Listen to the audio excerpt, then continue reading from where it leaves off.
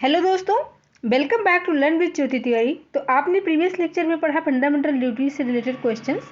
इस लेक्चर में आप पढ़ेंगे directive principles of state policy से रिलेटेड कुछ इंपॉर्टेंट क्वेश्चन जो कि एग्जाम पर्सपेक्टिव से बहुत ही ज़्यादा इंपॉर्टेंट है। तो चलिए आज के क्वेश्चंस देखते हैं। आपका फर्स्ट क्वेश्चन है, the directive principle of state policy are. इसके ऑप्शंस हैं justiciable, non justiciable, only some of the provisions are justicable and none of the above. So directive principle of state policies are non justicable, यानी कि answer B is correct. अगला question, which part of the Indian Constitution deals with the directive principle of the state policy? तो Indian constitution के किस part में directive principle of state policy के बारे में है? इसके ऑप्शंस हैं पार्ट 1, पार्ट 3, पार्ट 4 या पार्ट 5। तो इसका करेक्ट आंसर है सी, पार्ट 4। अगला question, in which of the following is promotion of international peace and security mention in the constitution of India? So इसके ऑप्शंस हैं preamble of the constitution, preamble to the constitution, fundamental duties, the 9th schedule, directive principle of state policy. So promotion of international peace and security के बारे में किसमें है? Directive principle of state policy. Basically directive principle of state policy का M ही यही था कि social और इकोनॉमिक कंडीशंस डेवलप करना पीस और सिक्योरिटी के बारे में, जिससे कि जो सिटीजन्स हैं और ज़्यादा गुड लाइफ की तरफ लीड कर सके।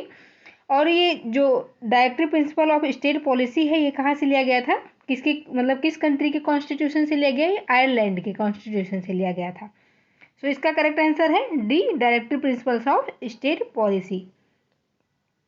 Question number 4, the articles of the constitution of India which deals with directive principles of state policy are. तो directive principle of state policy किस आर्टिकल में है, मतलब किस आर्टिकल से लेकर के किस आर्टिकल में इसके बारे में है? पार्ट 4 में है, ये तो आपको पता है। किस आर्टिकल से लेकर के किस आर्टिकल में है इसके बारे में? देखो ये क्वेश्चन जो है मोस्ट इम्पॉर्टेंट है। ओके, ये क्वेश्चन बहुत ही ज़्यादा इंपॉर्टेंट है। मैं ऑलरेडी इसको 2-3 एग्जाम्स में देख चुकी हूँ कि ये क्वेश्चन आता ही आता है। और सिंपली इसमें तो मैंने ऑप्शन अलग अलग दिए हैं। इसमें ये भी देता है 35 to 55, ऐसे कुछ दे देता है ऑप्शन। तो वहाँ पे कंफ्यूज हो जाते हैं कि कौन सा इसमें सही होगा, कौन सा गलत होगा। फिलहाल इसका करेक्ट ऑप्शन देख लेते हैं क्या है। इसके ऑप्शंस हैं 26 to 41, 30 to 45, 36 to 51 और 40 to 55। इसका करेक्ट आंसर जो है वो है सी, 36 to 51। कभी कंफ्यूज नहीं होना है, 36 to 51। ये मोस्ट ऑफ एग्जाम में ये क्वेश्चन मिल जाता है। मुझे लगता है इनको इस टॉपिक से यही क्वेश्चन मिलता है देने के लिए, क्योंकि जिस भी एग्जाम में देखो ये क्वेश्चन रहता ही रहता है। सो इसका करेक्ट आंसर क्या हो गया? सी। अगला question, which of the following are stated as directive principles of state policy by article 51 of the constitution of India? The shall endeavour to say इसके स्टेटमेंट्स हैं promote international peace and security, maintain just and honorable relation between nations, encourage settlement of international disputes by arbitration। सो इसमें कौन कौन सा statement सही है?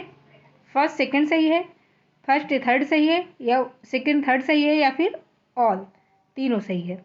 तो इसका करेक्ट आंसर जो है वो है ऑल। ये तीनों ही सही हैं। जो ये इसका directive principle of state policy था बाय आर्टिकल 15, इसका यही मोटो था कि promote international peace and security, maintain just and honourable relationship between nations, और ये थर्ड वन वाला encourage settlement of international disputes by arbitration. ठीक है, तो इसका करेक्ट आंसर क्या हो गया? डी। अगला question, Panchayati Raj system in India is laid down under. So इसके ऑप्शंस हैं preamble to the constitution, fundamental duties, directive principles of state policy, या फिर इलेक्शन कमीशन एक्ट। इसका करेक्ट आंसर क्या होगा? Directive principle of state policy. आप यही topic ही पढ़ रहे हैं तो मोस्ट ऑफ द आंसर जो होंगे इसके क्वेश्चंस के यही सही होंगे। लेकिन क्वेश्चन ध्यान से पढ़िएगा, क्योंकि हो सकता है और भी क्वेश्चन दे दे। वैसे वो आर्टिकल 36 टू जो 51 है वो तो मोस्ट इंपॉर्टेंट क्वेश्चन है ही आपका। सो इसका ऑप्शन थर्ड सही हो गया, ऑप्शन सी इज करेक्ट। अगला question, equal pay for equal work has been ensured in the Indian constitution as one of the, इसके ऑप्शन हैं fundamental duties, directive principles of state policy, fundamental duties जो 2 बार लिख दिया है मैंने, इसका कुछ और आप ऑप्शन देख लेना, या फंडामेंटल राइट्स। सो इसका करेक्ट आंसर क्या होगा, ये directive principles of state policy. ठीक है, आंसर बी इज करेक्ट। अगला question, the concept of welfare state, the concept of welfare state is included in which part of the Indian constitution, इसके option है directive principles of state policy, preamble to the constitution, fundamental duties या fundamental rights. Correct answer आपको पता ही है, directive principle of state policy, यानी कि option A is correct.